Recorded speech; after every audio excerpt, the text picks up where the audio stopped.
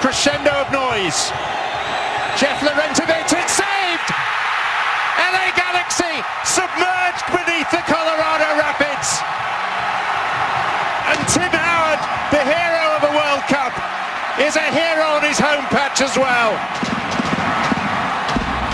Sejam muito bem-vindos, amigos do MLS Brasil e ouvintes do MLS Connection, que hoje tiveram uma abertura aí especial, diferente do que estão acostumados. Você ficou aí com a narração da ESPN americana no momento em que o Tim Howard defendeu a penalidade do Larentovich e garantiu o Colorado Rapids na final da Conferência Oeste. Final de conferência, que será o assunto principal aqui do nosso programa hoje, que comigo estão Thiago Viana, do MLS Brasil, e Júnior Ribeiro, do MLS da Depressão, para comentar essa última rodada e aí tentar prospectar o que vão acontecer nas partidas das finais de conferência.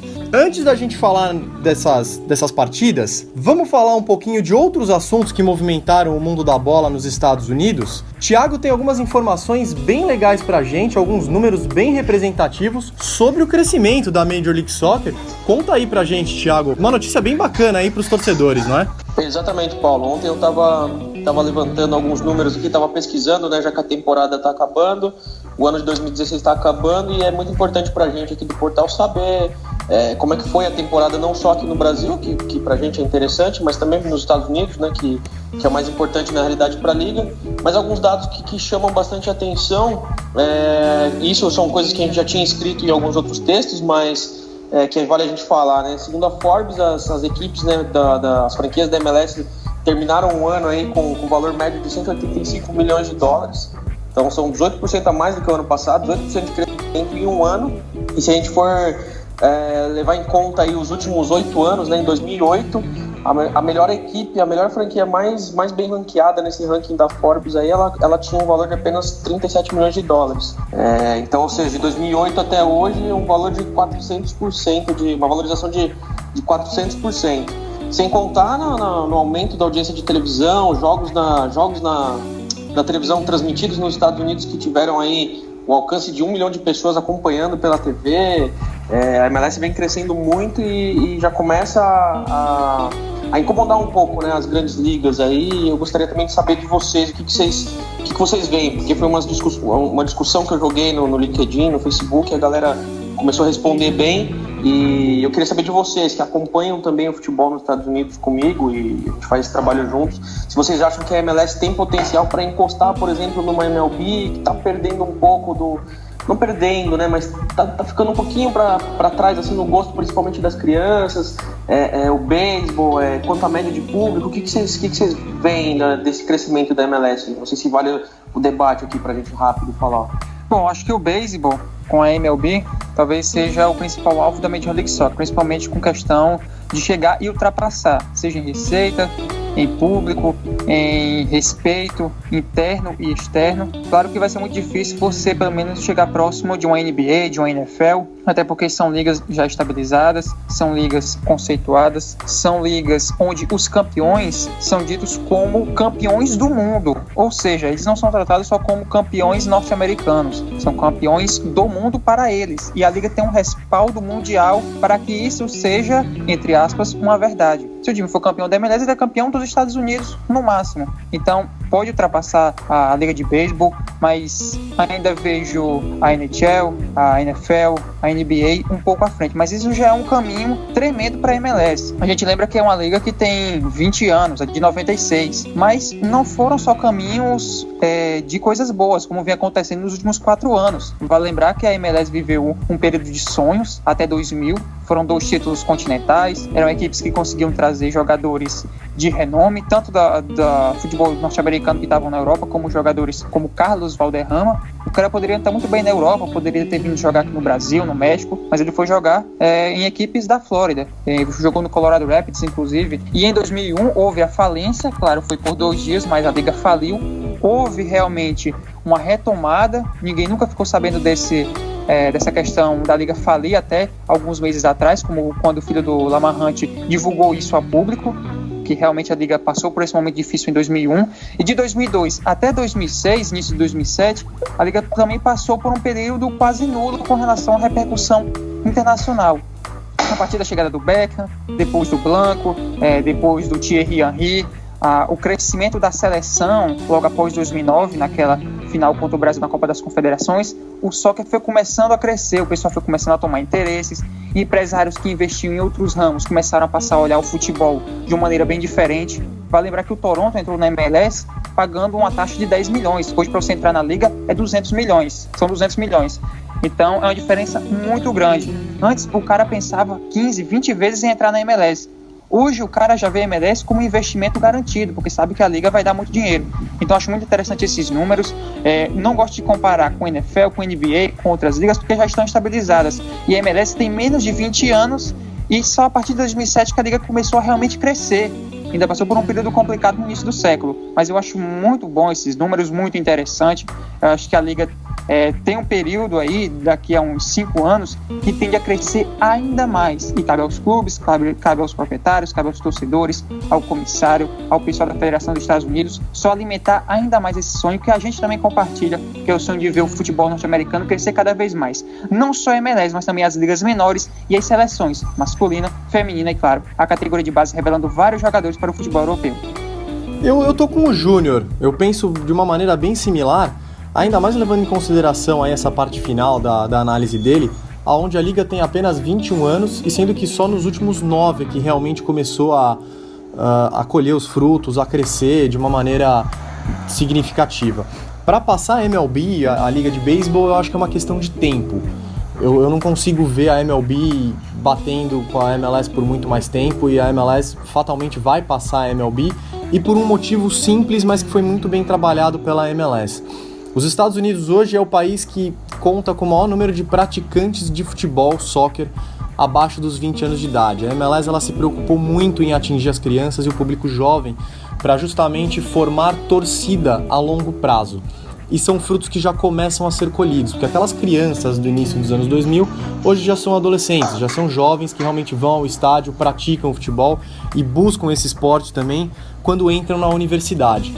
Então, a MLS roubou esse público da MLB, tem feito esse trabalho de maneira brilhante, e se a gente levar em consideração aí que esses últimos anos foram apenas colhendo frutos e crescendo de uma maneira exponencial, acho que não demora mais muito não para chegar próximo, atingir os mesmos patamares. É difícil comparar modalidades esportivas diferentes e que já estão consolidadas, como basquete, futebol americano, mas acho que não demora muito para a MLS chegar num nível bem próximo e ser um esporte, um evento esportivo tão atrativo quanto para o americano. Mas de resto eu tô com uma análise bem similar à do Júnior. Você tem mais alguma informação sobre isso pra gente, Thiago? Só para a gente finalizar, nesse texto que eu escrevi ontem aqui, o gerente de mercado da Liga, o Howard Handler, ele ainda fala de alguns números, né, que agora em 2016 a MLS alcançou quase 26 milhões de telespectadores, o que é 8% maior do que a temporada anterior, né, e também as vendas dos clubes, né, no site da MLS, na loja da MLS Online, aumentaram 21% referente se comparado ao ano passado. Então isso mostra assim, que o público está consumindo cada vez mais o futebol, né? Não só indo aos estádios, como a gente sabe que a Liga bateu recorde de novo. Essa temporada foram 21.692 pessoas, média de público foi de 21.692 pessoas, e a pessoa não está indo só ao estádio, mas está consumindo os produtos e consumindo a Liga como um todo. Isso é importante. Inclusive, era um outro assunto que eu tinha trazido aqui para o início do programa. Como tem tudo a ver com o que a gente está falando, já vou ligar ele aqui também e passo para vocês comentarem. A Forbes divulgou essa semana uma lista com os 50 clubes mais valiosos das Américas, desde o Canadá até o Chile. E no top 10, nós temos 5 equipes da MLS. Isso é muito significativo, e significativo também pro futebol norte-americano de maneira geral, que pela primeira vez conta com 2 mexicanos no top 10. Passando rapidamente aqui, eu não vou falar os valores, senão vai ficar muito cansativo e repetitivo, mas só para que o ouvinte tenha uma noção, as marcas, isso a gente está falando valor de marca, tá, pessoal? As marcas, os clubes mais valiosos das Américas, segundo a Forbes, é Corinthians, Palmeiras, Grêmio, Guadalajara, Monterrey, LA Galaxy, Seattle Sounders, New York City FC, Orlando City e, pasmem, Houston Dynamo é a 10ª equipe mais valiosa das Américas em 2016. A equipe da MLS na pior colocação é o Colorado Rapids, que ficou em 37º, e o último colocado na posição 50 é o Sport Recife do Brasil. Lembrando que Boca Juniors e River Plate, por exemplo, 2 grandes clubes das Américas, não ficaram nem entre os 15. Isso tem tudo a ver com o que a gente estava falando, né? E até é o assunto que eu gostaria que vocês comentassem. A Forbes explica que o crescimento e o aumento do valor das marcas da MLS tem a ver com investimento em infraestrutura, o que os clubes estão investindo nos estádios e também nos seus centros de treinamento, e como o Thiago vinha falando agora, o aumento das cotas de televisão e o aumento de vendas dessas cotas televisivas para a Europa. Tá aí mais um motivo para o torcedor comemorar. Ô Paulo, é só a gente pontuar aqui que esse foi uma avaliação feita pela Forbes do México, né? A gente tem que lembrar que em agosto desse ano saiu uma avaliação da Forbes USA, onde, por exemplo, Seattle Sounders e Galaxy inverteram as posições. Na Forbes USA, o Sounders foi avaliado em 285 milhões de dólares, estava na cabeça da lista, e o Galaxy vinha logo atrás com 265. E depois você vinha com New York City, Toronto e Orlando City com os mesmos 240. Me parece que esse ranking que a Forbes México elencou ontem, se eu não me engano, eles usaram critérios diferentes do que a Forbes USA. Por que o Sounders ficou para baixo do Galaxy agora e, por exemplo, o Grêmio é mais valioso do que o Flamengo, sabe? Então, assim, ficou meio sem critério para mim. Eu não consegui entender muito bem o que foi. Por que o Corinthians é o primeiro, sendo que o estádio nem tá pago ainda, nem tá no nome do Corinthians? Então, essas coisas não ficaram meio nebulosas para mim. Eu não sei o que agora, você pensa. Agora, para elencar com relação ao ranking, só os critérios, pontuando aqui, valor do jogador que pertence ao clube, ou seja, aqueles que não incluem os emprestados, as receitas por direitos de televisão, o custo do estádio, caso se for o próprio custo, não importa se ele está pago ou não, e o valor da marca. Eu acho que por isso o Corinthians, Palmeiras e Grêmio estão nas primeiras posições, porque estão com arenas novas. A Arena do Grêmio, Allianz Parque e a Arena Corinthians. Então, por isso que as equipes estão lá na frente. Isso também dá uma diferença daquela lista lançada lá pela Forbes dos Estados Unidos com relação às franquias da MLS. Todos os anos eles lançam essa lista e o Sounders, mais uma vez, ficou na frente. Eu não levo muito em consideração essas listas, eu acho que serve apenas para ilustrar, para dar um panorama, mas, na minha opinião, não é o essencial, não é o fundamental, não é para o torcedor arrancar cabelo da cabeça, nem se desesperar porque o time está lá embaixo, ou comemorar, vibrar porque o time está lá em cima nesses rankings. Isso é apenas para ilustrar o momento, mostrar que a equipe está crescendo, que a liga está crescendo. Bem interessante ver o Houston Dynamo aí em 10º. O BBVA Compass Stadium também é um estádio muito bacana, um dos estádios mais modernos dos Estados Unidos, por isso que o time está lá. Agora, com relação ao Galaxy e Seattle Sounders, é porque foram usados critérios diferentes. A Forbes do México, ela está acostumada a trabalhar com clubes de futebol normais, esses clubes de futebol sem fins lucrativos, que a cada 4 anos, 3 anos, 2 anos, elege um presidente novo, que só os torcedores são influentes, aqui como é normal no Brasil.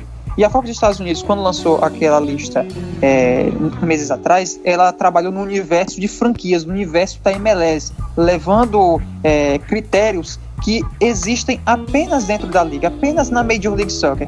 Essa do México não, abrangeu uma coisa mais externa, uma coisa mais superficial, uma coisa de mais realmente de futebol e talvez uma parte de business influenciando isso. Então é meio que a explicação por conta dessa troca entre Galaxy e Seattle, mas na minha opinião só ilustra o momento das duas equipes. São duas equipes que estão num momento financeiro, futebolístico, um momento de marca muito interessante e por isso que lideram a essa lista. Mas claro, vale salientar aí o New York City, Orlando e Houston também entre os 10 primeiros. Até porque, né, esses critérios aí que a gente está comentando agora, essa matéria da Forbes do México, ela fala muito do Corinthians em primeiro lugar pelo número de torcedores. Se fosse assim, por que o América do México não está entre os 10 primeiros também, não é? O valor de marca agregado que o América do México tem, se não me engano, o América do México e o Juventus da Itália, mundialmente, são os clubes com maior número de torcedores.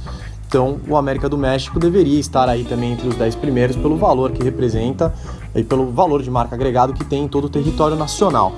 Acho que por se tratar de Forbes, de ser um nome relevante no mundo dos negócios, independente de ser México, Estados Unidos, Brasil, China, eu acho que os critérios para esse tipo de ranking eles deveriam ser unificados. Eles deveriam ter critérios mais bem estabelecidos, claros, até porque, sim, o México tem essa expertise, como o Júnior vinha falando, de clube de futebol, mas o americano também tem o lado do business que precisa ser avaliado, é necessário que seja avaliado.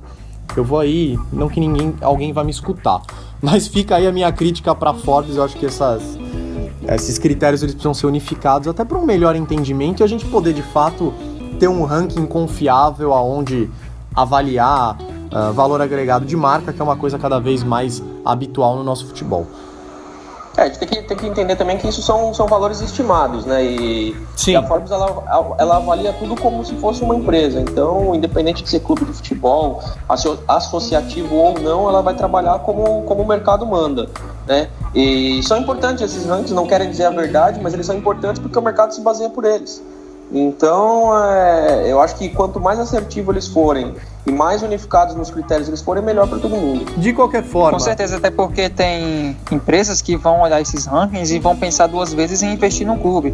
Esse clube está atrás de um patrocínio, a minha empresa está nessa lista, mas essa equipe está um pouco abaixo no ranking da Forbes. Então isso influencia muito essa questão de mercado externo, de publicidade, de patrocínio. Então quando uma empresa vai fazer uma lista dessa, ela tem que pensar duas vezes, porque isso influencia toda uma ação mercadológica com relação a equipes, principalmente na questão de patrocínios.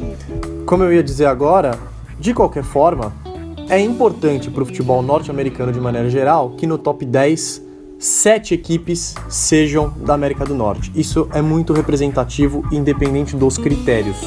Acho muito interessante e, de qualquer forma, muito relevante para o futebol norte-americano de maneira geral e, claro, para a MLS, que conta com a maioria dos times no top 5. Por falar em futebol norte-americano, teremos rodada de eliminatórias. As seleções entram em campo no próximo final de semana e no dia 11, amigo ouvinte, tá chegando. Estados Unidos e México se enfrentam em Columbus.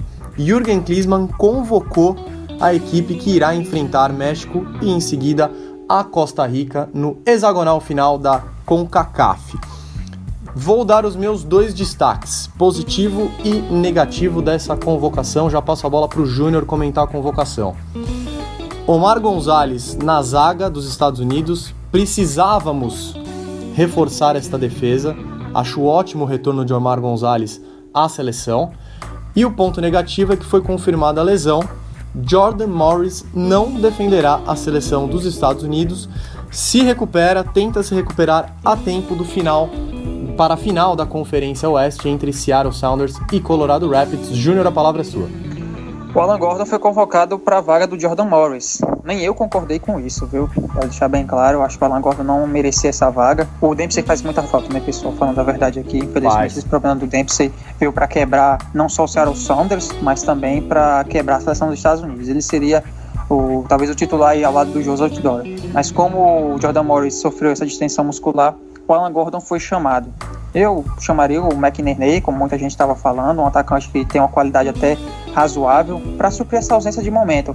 Mas como são 26 jogadores, talvez o Klinsmann só relacione 23 para a partida. Talvez o Alan Gordon nem fique aí para essa partida contra o México. Sinceramente, eu não sei. Com relação à defesa, o Omar Gonzalez é realmente um bom nome. É um jogador que foi para o México, não para mudar de áreas, mas para realmente evoluir na posição, para buscar novos áreas. Ele foi para o Pachuca do México, deixou o Los Angeles Galaxy carente na defesa com relação a um parceiro. Poderia ser um bom parceiro aí para o Jelly Van Damme, mas o Steelers vem fazendo aí uma boa temporada também. Acabou eliminado agora contra o Colorado, daqui a pouco a gente fala mais sobre isso. Mas com relação à defesa, o Carter Vickers do Tottenham Hotspur também para mim é uma grande surpresa. É um bom jogador que merece espaço na seleção. E de resto, mais do mesmo, né? Só lembrando que o Tim Howard vai para sua 33ª partida em eliminatórias, já está confirmado como titular contra a equipe do México. Lembrando mais uma vez que o jogo contra o México será na sexta-feira, às 22h45. Eu gostei da lista, achei que tem nomes legais, tem nomes que podem realmente formar um 11 titular muito bom. Gostei de ver o Julian Green mais uma vez nessa lista de convocados, não foi só aquele jogador que apareceu e deixou na lista. Sacha Clayton, mais uma vez convocado, na minha opinião, é um ótimo jogador, está vivendo uma ótima fase, merece realmente ser convocado. E o grande destaque da lista vai para o Christian Pulisic, que é um jogador indispensável hoje, camisa 10 da seleção norte-americana. Vamos então falar sobre a nossa MLS, as partidas de volta das semifinais de conferência que definiram aí tanto as finais de conferência como a famosa semifinal da MLS Cup também. Começando por New York Red Bulls e Montreal Impact. Júnior deu uma olhadinha nessa partida aí. Infelizmente não deu pro Red Bulls, né? Semana passada a gente apostou. O Ícaro apostou sozinho na virada do Montreal. Na virada não, né? Continuando com a vantagem aí do Montreal. E deu Canadá. O que faltou pro Red Bulls?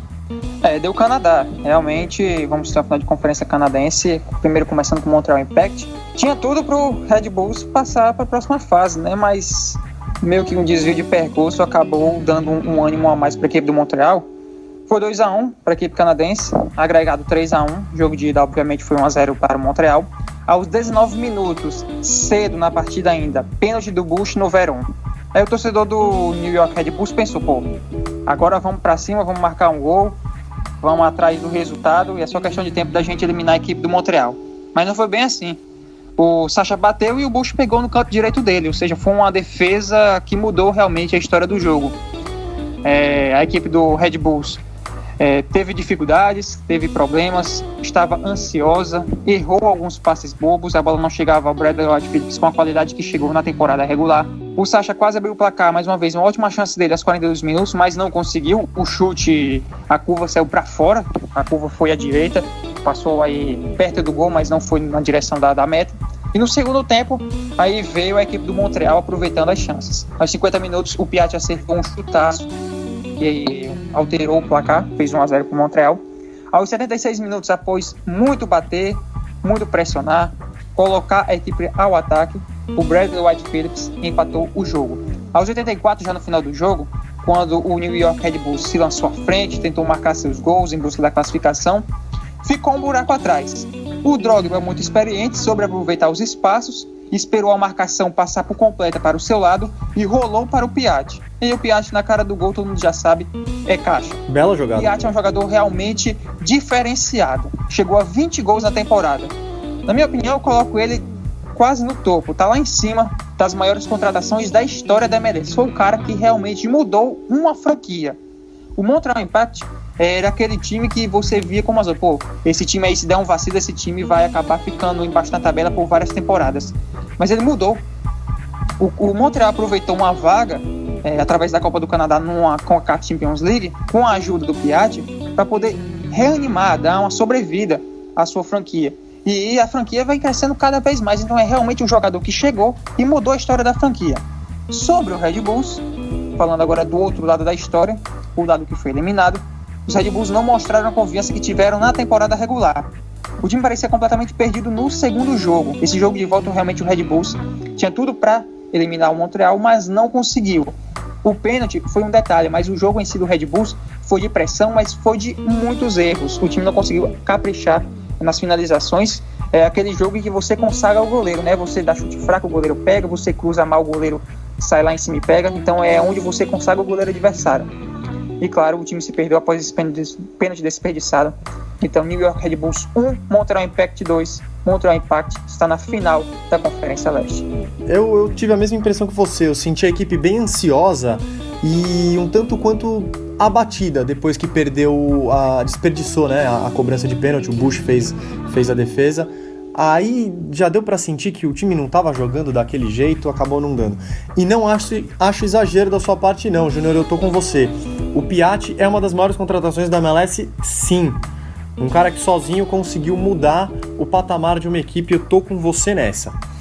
Agora, cara que conseguiu mudar o patamar de uma equipe como o Giovinco fez com o Toronto, meu amigo, tá pra nascer outro. Que partida maravilhosa do italiano, hein, Thiago? E desculpa, o seu New York foi eliminado. A gente pode pular essa partida aí, tem que falar dela. Tem que falar. O ouvinte tá esperando. Não, eu imagino, cara. Foi um jogo que inacreditável. Eu acho que vocês assistiram também, eu acompanhei, não poderia deixar de fazê-lo, mas deveria não ter acompanhado, né? Porque 5-0 jogando em casa Não vou dizer que foi uma vergonha, porque o Toronto jogou muito bem, mas foi um resultado que a gente não esperava acontecer, né? Um agregado de 7-0 foi realmente uma coisa totalmente inesperada. Mas, falando do jogo, o Toronto dominou o jogo desde o início. New York City errando muitos passes ali no setor defensivo, o que propiciou o Toronto fazendo sua marcação alta ali, roubar bolas, inclusive nos 2 gols do Giovinco, no primeiro e no quinto, foram erros de saída da zaga, e foram feitos esses 2 gols. O New York até teve mais posse de bola no jogo, tentou controlar quando tinha bola no pé, mas o Toronto estava encaixado.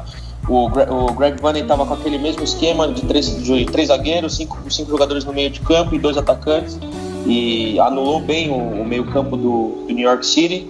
Até teve um momento onde o Pirlo e o Lampard começaram a se encontrar e algumas oportunidades surgiram, mas o New York não conseguiu converter isso daí em gol. Sofreu a eliminação em casa. Agora é se preparar para a próxima temporada. Poderia não ter sido desse jeito, foi muito triste, né, para a franquia, mas lembrando que fizeram uma campanha muito boa, né, ficando em segundo na Conferência Leste. Infelizmente perderam agora na semifinal. Eu estava imaginando que a gente teria no Leste uma final de Nova York e não uma final canadense, mas o Toronto foi merecedor. Giovinco mudou a cara totalmente da franquia, como vocês comentaram agora, igual o Piatti fez com o Montreal. O Giovinco transformou o Toronto.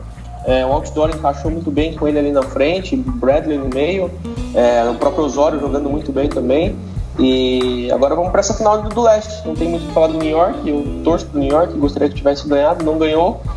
Vida que segue, e vamos para a final de conferência agora com os 2 canadenses. Se as 2 equipes de Nova York tivessem passado, Thiago, eu não quero te desanimar não, mas pelo histórico dos confrontos diretos entre Red Bulls e New York City, a chance era da gente ter já o Red Bulls na MLS Cup, né? Convenhamos. Eu acredito que sim. O New York é uma equipe em formação ainda, por mais que o Patrick Vieira tenha conseguido dar uma cara nova, um novo esquema de jogo para a equipe, mais ofensivo, um jogo mais vertical. É uma equipe nova, inexperiente ainda. Não que o Toronto seja mais experiente, mas tem mais anos de casa, tem mais anos de MLS, sabe como funciona. Embora também nunca tenha chegado tá na sua segunda participação nos playoffs da Liga. Mas o Toronto é um time um pouco mais encorpado, né? Então ia ficar muito difícil para o New York, tanto com o Toronto, como foi, quanto contra o Red Bulls. Também ia ser muito difícil. De qualquer maneira, teremos clássico na final da Conferência Leste, a semifinal da MLS Cup. Toronto FC enfrenta o Montreal Impact. É a primeira vez que equipes do Canadá chegam a uma final de conferência e por termos já 2 equipes, um clássico, já temos aí garantido uma final histórica. Pela primeira vez uma equipe do Canadá irá representar o país na MLS Cup. Já que estamos falando de Conferência Leste, quero saber de vocês o que esperar para esse clássico Derby 401, como é conhecido no Canadá. Por 401, já expliquei aqui outras vezes, mas falo de novo, é o nome da estrada que liga as 2 cidades, por isso Derby 401. O que vocês estão esperando dessa partida, esse confronto canadense final Conferência Leste? Eu creio que seja uma coisa importantíssima para o futebol canadense. A gente não pode só focar em Montreal e também a equipe do Toronto. Tem que lembrar também do Vancouver, que está vivo ainda na CONCACAF Champions League e ganhou a Cascadia Cup, diante de 2 rivais norte-americanos. Então o futebol canadense vive uma boa fase, bem lembrado, com seus clubes. Ottawa Fury agora vai para a USL, inclusive, e também teve a equipe do Edmonton, que fez uma boa campanha no North-American Soccer League.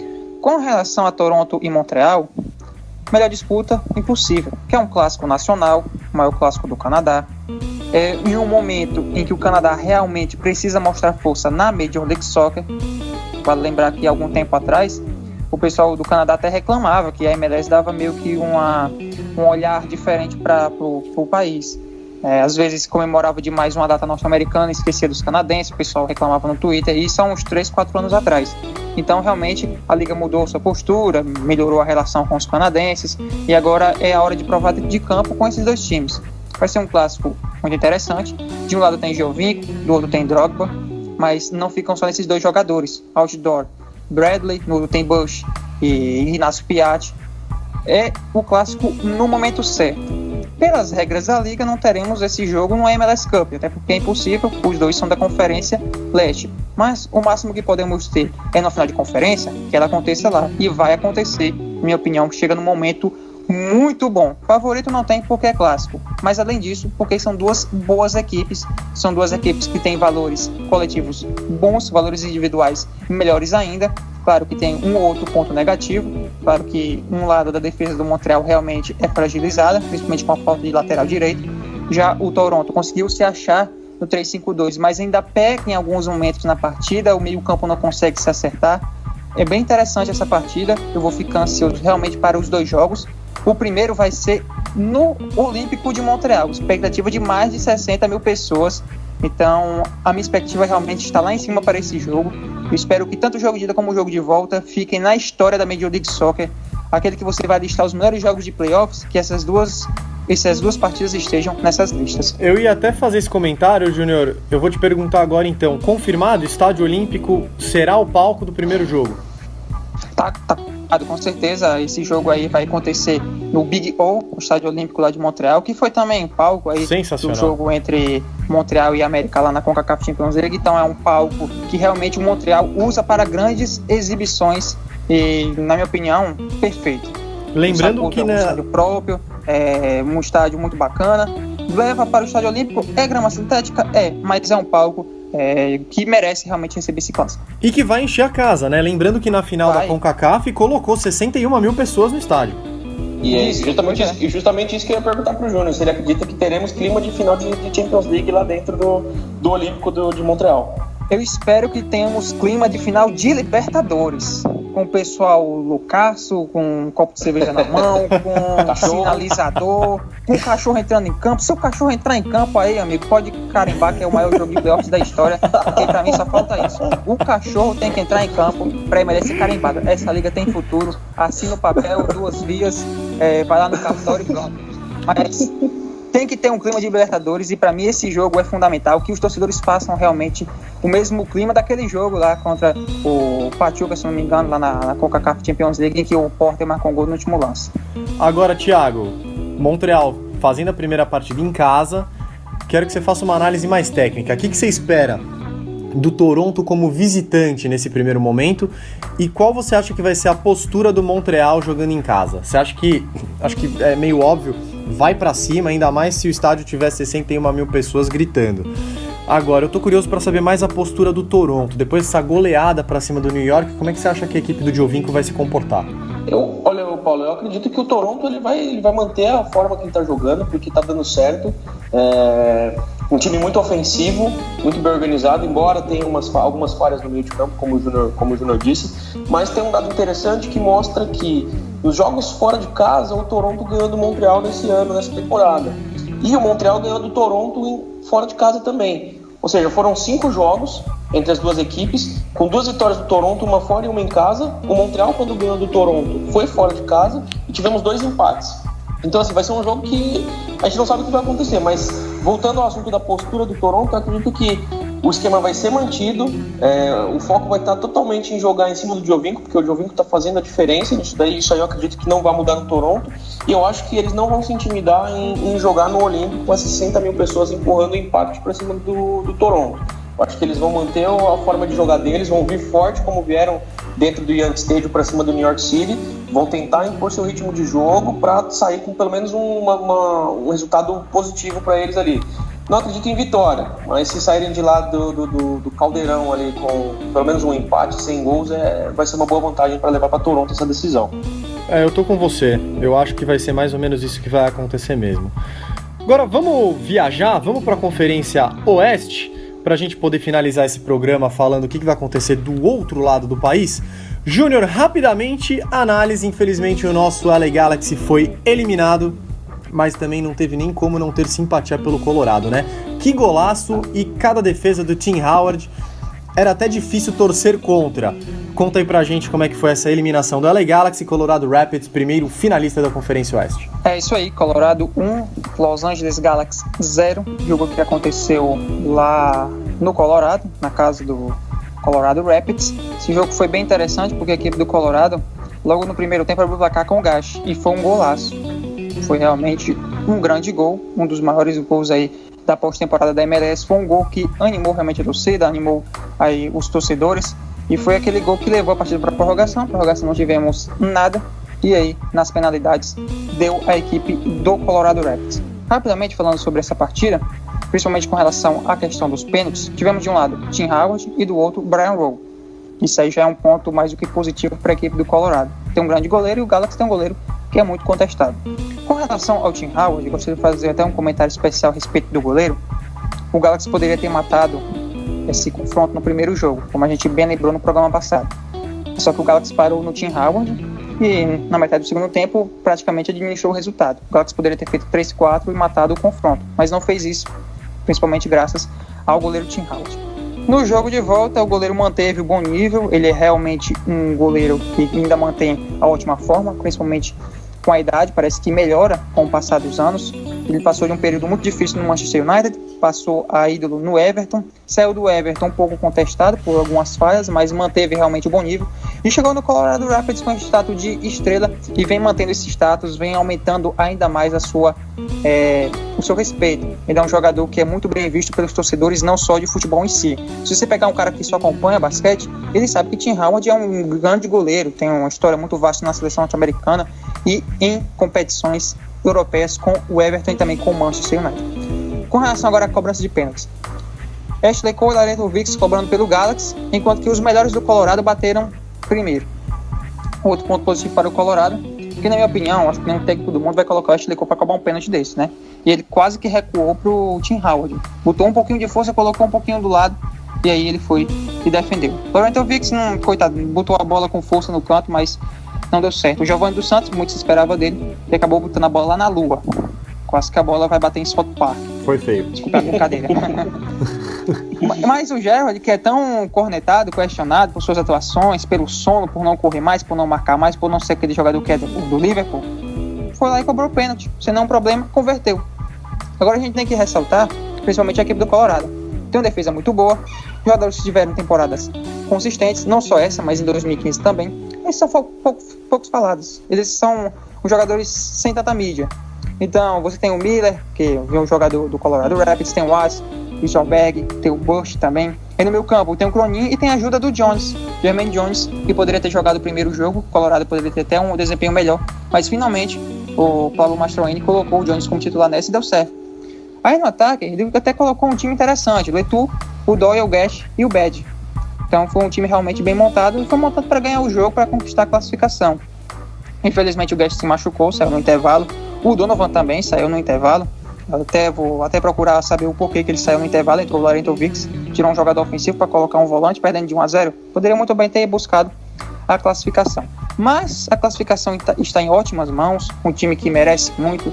Um time visto como aquele patinho feio, aquela equipe que está lá, mas que não tem muita qualidade, que não tem um jogador famoso da Europa e tudo mais, que leva um público razoável para o seu estádio, mas é um time que realmente jogou muita bola nesse ano e merece estar na Conferência Oeste. Claro que no futebol não tem merecimento, mas o Colorado realmente fez valer essa classificação e consegue passar graças às atuações de seus jogadores, principalmente do Tim Howard, que merece realmente voltar à MLS e voltar já no final de Conferência Oeste. Agora, o estádio tava bonito, hein, Júnior? Torcida fez o papel dela. Tava bem bonito. Quando eu falo essa questão da torcida, eu falo com relação a temporadas atrás. Sim. Levava 12, 13, 14 mil. Claro. Mas esse jogo, com certeza, a torcida fez prevalecer o mando de campo. Foi um ambiente parecido com o que eu vi no All-Star Game 2015, onde a equipe da MLS enfrentou o Tottenham. Esse jogo foi lá no estádio do Colorado, então foi uma atmosfera bem legal. E faz parte. As equipes da MLS precisam tratar bem isso. Não precisam fazer um espetáculo teatral. Você tem que ter um calor da torcida. Você tem que fazer o jogador do seu time ir bater um lateral, ele se virar para a torcida e ver o cara lá vibrando, sem camisa, o cara lá comemorando, dizendo: vamos lá, cara, vamos lá, vamos acertar esse lateral. Porque precisa ter essa coisa mais passional. Não precisa ser mais aquele cara sentadinho, comendo pipoca e tudo mais. Tem que ter um espírito mais aventureiro nessa sociedade da Major League Soccer. Falta um pouco mais de catimba, alguma coisa mais latina. E o Colorado conseguiu pelo menos fazer uma atmosfera diferente daquela vista tradicionalmente na liga. O que me surpreendeu também de torcida na rodada passada foi o estádio do Toronto.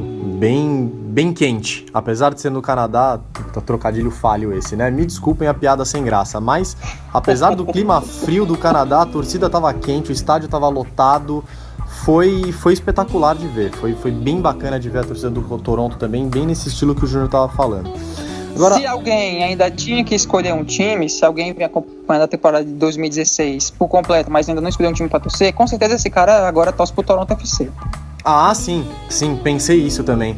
Acho que Seattle Sounders pela reviravolta e Toronto pela campanha que fez nesses playoffs são os times que mais angariaram torcedores, e se for essa a final da MLS Cup, vai ser uma partida histórica em quesito de torcida, de clima, de jogadores em campo, vai ser espetacular. Agora, por falar em Seattle Sounders, aconteceu aquilo que a gente apostava mesmo. Seattle Sounders confirmou a sua classificação em cima do FC Dallas, o todo poderoso FC Dallas que liderou a temporada regular, venceu a US Open Cup, venceu o Supporters Shield, mas não conseguiu segurar o Seattle Sounders, que inclusive quando marcou o gol, aí sim liquidou a partida de vez, né? Naquele momento que o Seattle marcou o gol, a equipe do Texas teria que fazer 4 em pouco mais de 60 minutos ainda que restavam para terminar a partida. A missão ficou bem difícil para o Dallas, acho que essa partida estava liquidada desde a semana passada, né, pessoal? O que vocês acharam? A gente já tinha comentado que ia ser muito difícil, mesmo o Dallas jogando em casa, mesmo tendo a melhor campanha, mesmo tendo o melhor time da temporada regular, ia ser muito difícil para segurar esse Sounders embalado. O resultado foi justo, apesar do Dallas ter tido muito mais volume de jogo, né? Não sei se vocês acompanharam o jogo, mas o Dallas teve muito mais volume de jogo, muito mais posse de bola, muito mais chutes a gol. Mas prevaleceu, a justiça foi feita. O Seattle Sounders merece estar onde está, teve uma arrancada muito boa depois da demissão do Sig Schmidt, e eu acho muito justo essa final de Conferência Oeste aí com Sounders e Colorado Rapids. Agora vai lembrar que o Dallas não sobreviveu ao jogo de ida, né? Sim. Sofreu aquilo que não deveria ter sofrido. Jogou com medo o jogo de ida, 3 zagueiros, um time bem defensivo, até estranhei. O Oscar Pareja, um time alegre, um time pra frente, um time que jogava atiçando a defesa adversária, não dando sossego aos zagueiros e laterais. Ele vai lá pra Seattle e coloca um time defensivo? Não entendi. E aí dando que deu 3-0 no segundo tempo. Eu acho que se tivesse mais um gol, faltava até gás lá naquele Charizard que cospe fogo atrás do gol do Seattle Sounders, porque a festa realmente estava muito grande para a torcida do Seattle. Mas, levando o jogo lá para Frisco, onde será o novo Museu Hall da Fama do Soccer, o Dallas venceu por 2-1, mas não conseguiu a classificação, agregado 4-2 para a equipe do Seattle. O Dallas tinha até a capacidade de conseguir reverter a desvantagem. Como vocês já bem citaram, o time teve mau volume de jogo, criou mais, pressionou, foi ofensivo, não, jogou com medo, contrapartida do que vimos no primeiro jogo. O Oscar Pareja até colocou um time bem ofensivo, é o time que tinha que jogar no jogo de ida, basicamente é isso.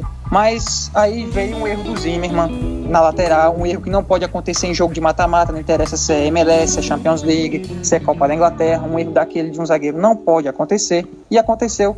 E aí foi lá, a equipe do Seattle Sounders aproveitou esse erro. O Lodeiro, um jogador que veio para mudar a história do Seattle Sounders nessa temporada, aproveitou o cruzamento do Mears e foi lá e empatou a partida. Mas eu acho interessante essa temporada do Dallas.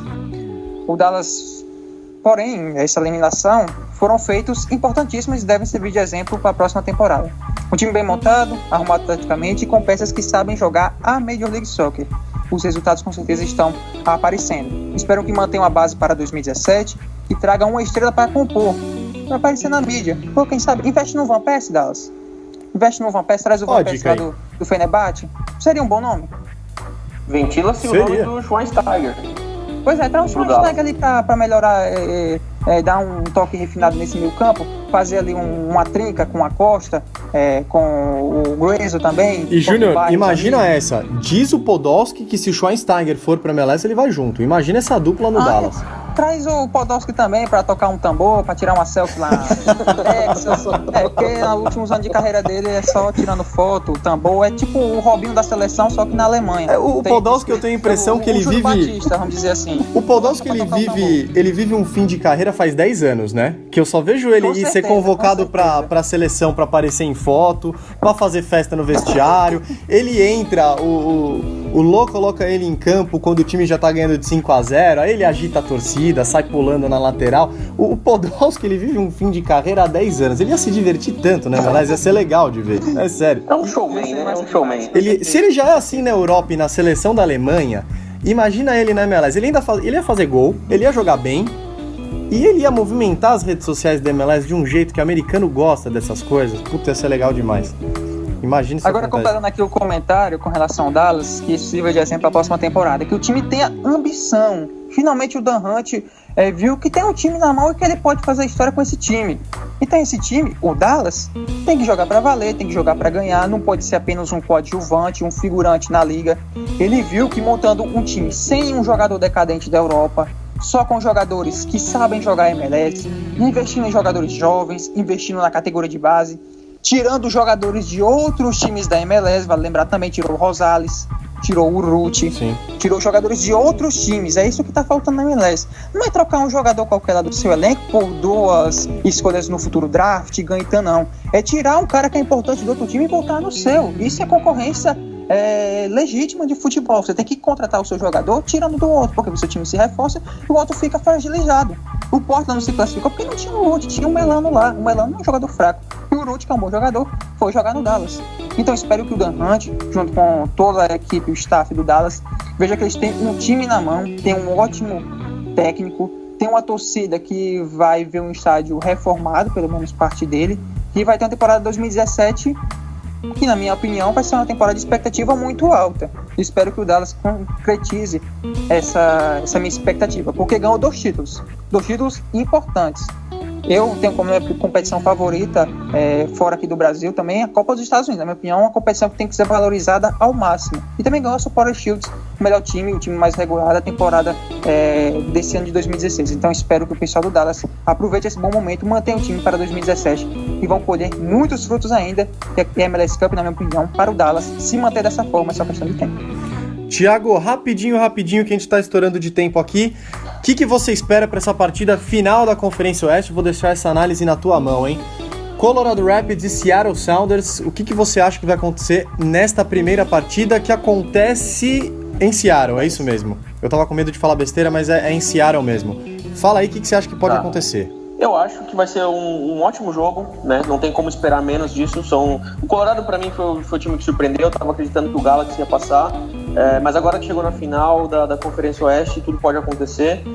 Fica difícil de a gente opinar, saber quem vai ganhar, quem não vai, da gente palpitar, quem vai passar para a MLS Cup, para a final. Mas eu acredito que em Seattle, o Seattle manda, o Centurion Link Field vai estar lotado e o Seattle sai de lá com a vitória. Eu acho que 1-0, 2-1 é garantido para o Seattle.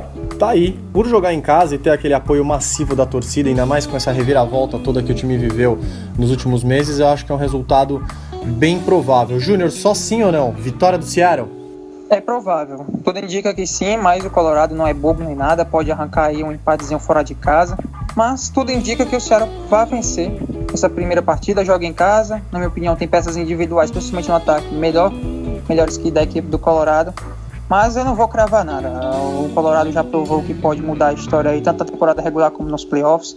Mas o favorito, na minha opinião, é o Seattle. Mas eu não cravo que o time vai vencer. Talvez o Colorado até que arranque um empate aí fora de casa. Bom, só pra gente não deixar os nossos ouvintes sem resposta, tivemos 2 perguntas enviadas para nós aí hoje. O Ramon Calais perguntou o que esperar da final canadense do leste, será que vai ser jogão? Já respondemos aí alguns minutos atrás, quando citamos esse jogo, vai ser jogão sim, Ramon, pode esperar, vai ter jogo bom aí na outra semana. E a pergunta do Igor Yop, ele pergunta, o New York City tem um dos melhores elencos da MLS, mas o time oscila muito, o que será que acontece com o time? Thiago, você como um bom torcedor do New York City, vou deixar pra você responder essa. Você acha que tem um dos melhores elencos mesmo? E o que acontece? Não, eu não acho que o New York City tenha um dos melhores elencos. Eu acho que o Vieira deu uma cara para o elenco que ele tinha na mão e fez com que seus 3 principais jogadores, Lampard, Villa e Pirlo, se encontrassem em campo e fizessem com que esse time tivesse um pouco de corpo. O time do New York tem uma zaga muito ruim, isso é o que acontece com o time. O problema do New York é a zaga. Não acho que é um time que oscila muito também. Eu acho que é um time que tem uma zaga ruim, tem 3 jogadores que despontam demais e o Vieira fez um ótimo trabalho sabendo trabalhar com as peças que ele tinha na mão. Agora a expectativa fica pro ano que vem para saber quem do elenco vai ser mantido e como que o New York vai se reforçar para a temporada de 2017 da Major League Soccer.